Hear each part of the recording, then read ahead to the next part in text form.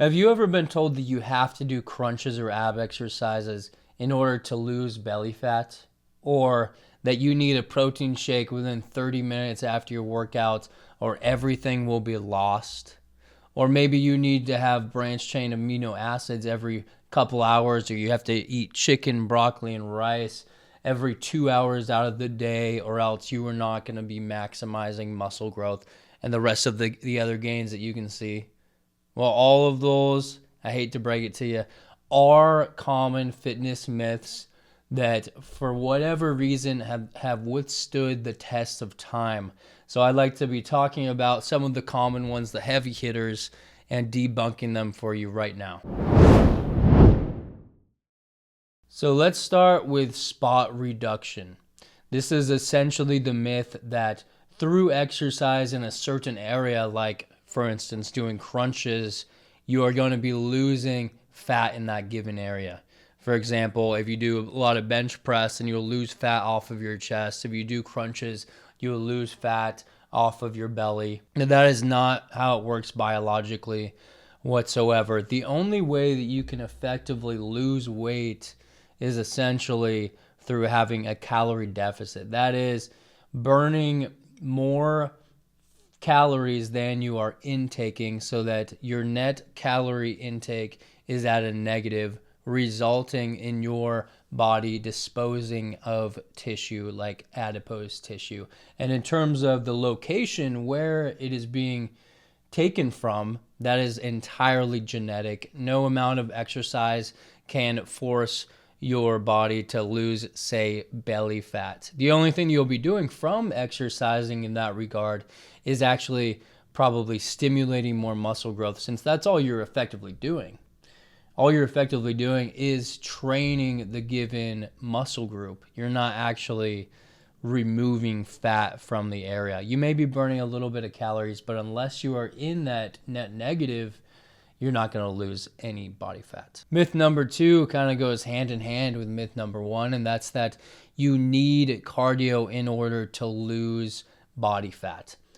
And I certainly fell for this myth when I first started my fitness journey. I used to think that I needed to eat the cleanest diet, plus I needed to run 30 minutes every single day in order to lose weight.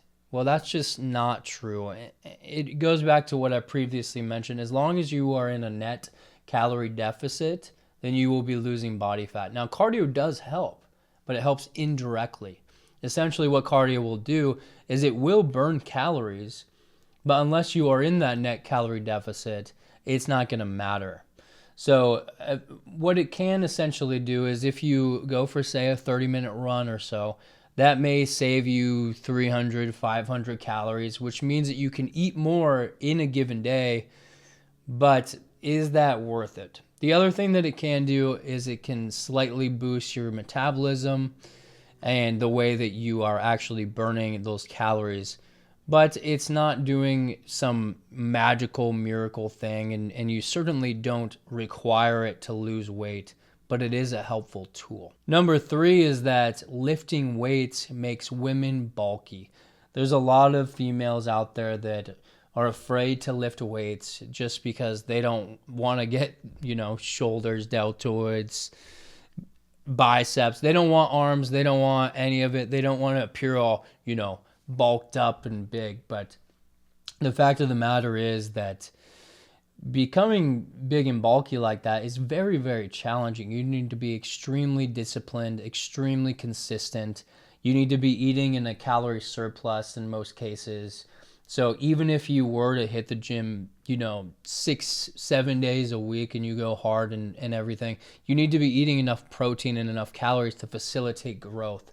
And on top of that, women's natural testosterone are much lower than men, so it is even harder to begin with. So the fact that some people may be avoiding the gym and resistance training entirely just because they don't want to get bulky is completely false and backwards, because resistance training is one of the best things that you can do for your body and for your health, for your mind, for longevity, for all these things. There's just really no downside. So don't let some superstition get in the way of your goals. Myth number 4 is no pain, no gain. Now, this one is kind of funny because I think that some people say it in a joking manner where, it's just used to motivate you, which is totally fine. Totally fine. But where it gets dangerous is when people are pushing their limits too far and are risking injury risk.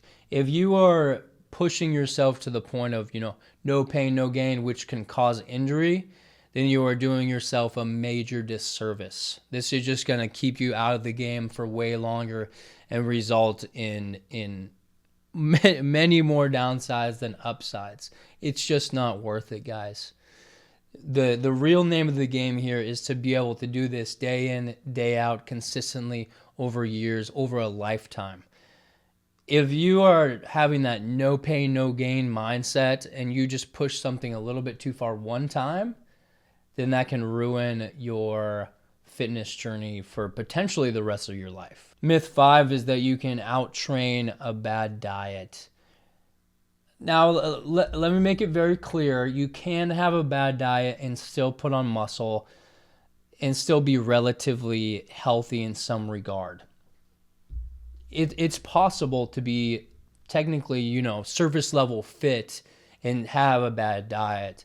But where it really gets into the weeds of things is when you aren't tracking your calories, when you aren't tracking your protein, when you aren't basically tracking your macronutrients and what you're putting into your body, and you're just doing like a dirty bulk or something. That's when things get out of hand. That's when you can't, in fact, out-train your diet, because no matter how many calories you are burning, no matter how hard you are working, that food is gonna overshadow that work that you're doing. So if you're gonna choose to have a dirty bulk and just eat whatever the heck you want, fried food, whatever, while I don't recommend it in the slightest, because I think that your overall health is much more important. But if you want to do that, and just make sure that you are tracking every single macronutrient and making sure that things are not getting out of hand, because otherwise you're going to be putting a lot of needless body fat and stress on your overall system that you hadn't planned for. Myth number 6 is that stretching before exercise is going to prevent injury. Now, certainly dynamic stretching is a great way to go, where you're just kind of getting your limbs and your joints and your muscles just all warmed up. You're moving them dynamically. That's a great way to go, because that will loosen you up just enough to where you can push yourself on your resistance training or your other exercises to the maximum degree.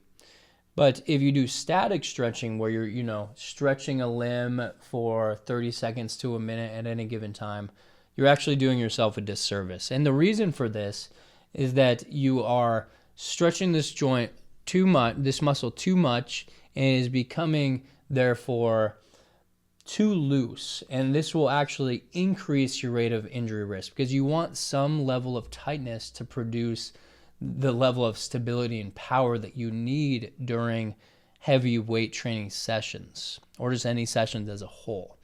So what I would do is I would save my static stretching for after my main training routine, and before that, just 5-10 minutes of dynamic warm-up if you feel like you need that. But just be careful. If you static stretch too much before exercise, there is going to be a greater injury risk. Myth 7 is that anabolic window that people used to love to talk about. Now, I think that this myth has been largely put to bed, but this is one that I fell for at least a year when I first started. I mean, I used to bring a protein shake with me to the gym so I could slam it directly after in the gym, directly after my weight training routine. And this just isn't the case. That's not how your body utilizes protein. Your body actually utilizes every gram of protein that you put into your body, whether it's before weight training, after weight training.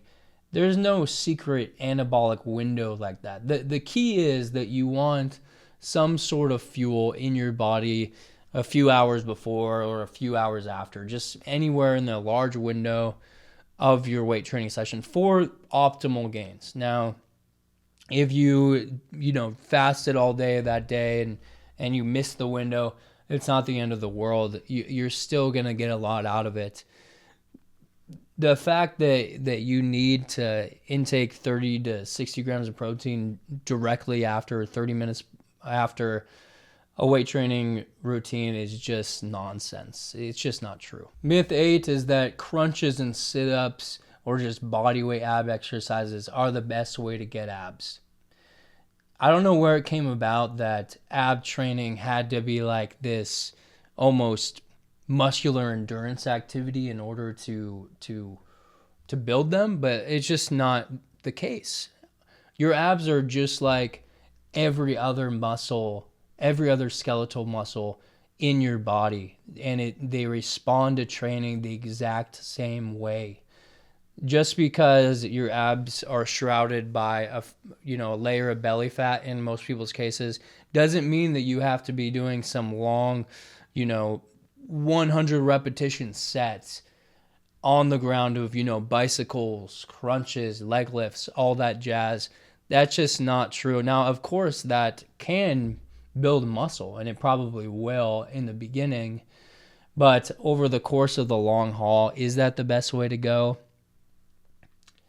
Maybe it is for you, but in my case, I like to treat my abs like any other muscle group with progressive overload, programmed carefully, using, weight. I like cable crunches and hanging leg raises, ab wheel rollouts, stuff like that, where it's easily trackable, you're doing it frequently, and it's not only body weight style. Myth number 9 is that you need to have a meal like every 2 hours out of the day, 6 meals of chicken, broccoli, and rice only. Now, while that is certainly one way to go, there's no downside to having protein every couple hours. In fact, that probably is encouraged. But you don't need to have chicken, broccoli, and rice for every meal, and you don't need to do it that frequently.